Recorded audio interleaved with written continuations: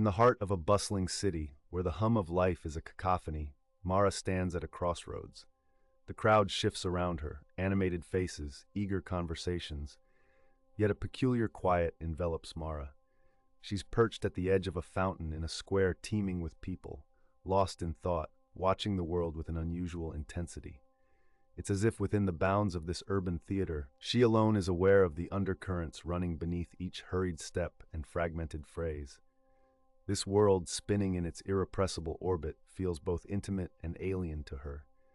She observes the theater of everyday deceit, where truth hides behind practiced smiles and calculated interactions. And then her mind wrestling the question, what happens when the masks slip, when the players forget their lines? The investigation begins. Beneath the surface of these societal exchanges lies a performance, an unfurling of roles and masks worn for survival, or perhaps advantage. People live submerged in these daily dramas, navigating the interwoven scripts of authenticity and deceit. The masks have become second nature. Mara watches as colleagues greet each other with warmth, smiles, handshakes, a facade intact. Yet beneath that veneer lies a spectrum of motives, alliances formed not out of affection but necessity or ambition. Notice how they pivot to another role, another script, when eyes avert, how easily truth is traded for social currency. In a small cafe table by the window, Mara listens to a patron speaking with a friend. The words spoken are friendly, yet tinged with rehearsed undertones, a compliment denied by contradictory gestures, a plan agreed upon but never intended. It's here, amid the cluttered conversations, that the complexity of human interaction unfolds. It's not outright deception, rather it's the persuasive power of societal scripted roles, each person a maestro of their own narrative. Mara reflects on a time when she too wore these masks unabashedly, unaware of their weight. Life was simpler then, or so it seemed. She remembers standing on the stage, the careful balancing act, just as everyone else. Yet eventually a longing for truth, something raw and unfiltered, emerged. What of the master in these narratives, the critic and conductor of this charade, watching as the play unfolds not just before him, but because of him? As the sun begins to dip below the horizon, painting the sky with dramatic hues, Mara finds herself contemplating the role of the master observer, those who see beyond the veneer. Is it power or isolation? Some know the dance by heart, delighting in orchestrating these grand performances, masters not of deceit, but of understanding every twitch, every glance.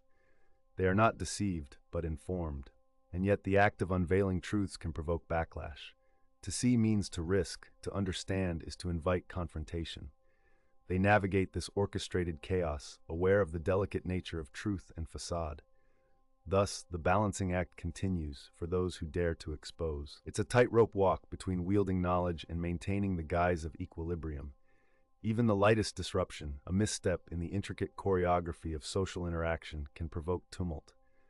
The players in this act, loath to expose their insecurities, join forces to protect shared facades.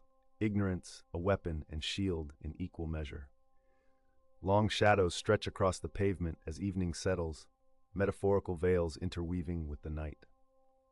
Mara, a spectator and a player, recognizes the power quietly associated with understanding oneself amidst the circus of pretense.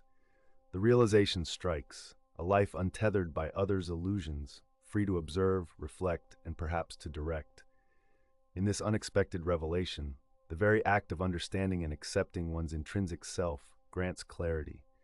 For the masters of the theater who rise above the clamor, perspective wields command over chaos.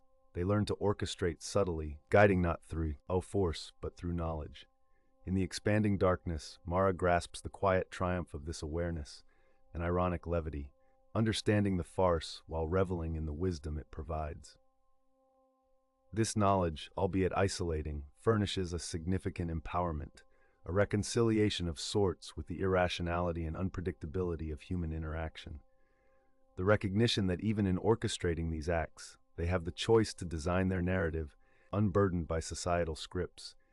It isn't so much about discarding masks, but comprehending the masks one is willing to wear.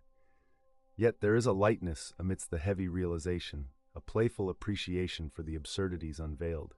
It's in embracing the multifaceted nature of reality, neither embracing complete cynicism nor naive optimism.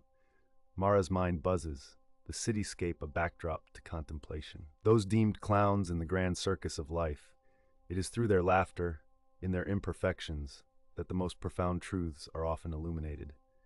For Mara, like viewers of the grand spectacle, the challenge lies in not becoming enamored with the artifice, nor dismissive of the human capacity to rise above it.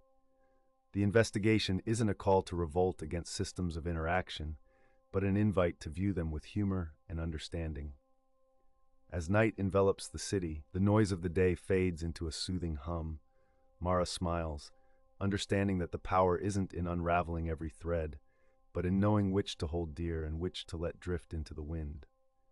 So what does this understanding mean for you, the viewer of life's circus? Perhaps a call to engage with consideration, not to strip away every mask, but to live with awareness, acknowledging both master and mask, scam and sincerity.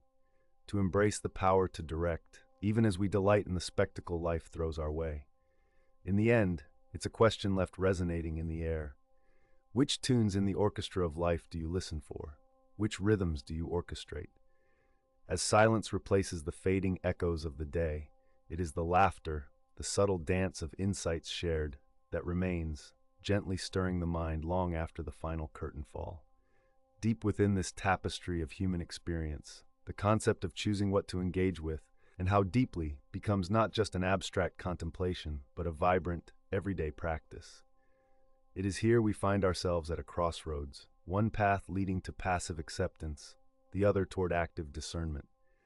As our narrative unwinds, we recognize that life's fabric is interwoven with both the tangible and the elusive, pushing us to distinguish between the two at every turn. Our journey has shown us that there is not merely one way to interpret the symphony of signals surrounding us. The instinct to decode, to ask questions, serves as a beacon guiding us toward truth, no matter how complex or hidden it may appear. The ability to discern illusion from intent is perhaps humanity's most powerful tool, yet it requires honing. Consider the myriad expressions of culture, art, and language that have long been vehicles of both authenticity and disguise. History is replete with both storytellers and charlatans, each leaving indelible marks on the collective consciousness.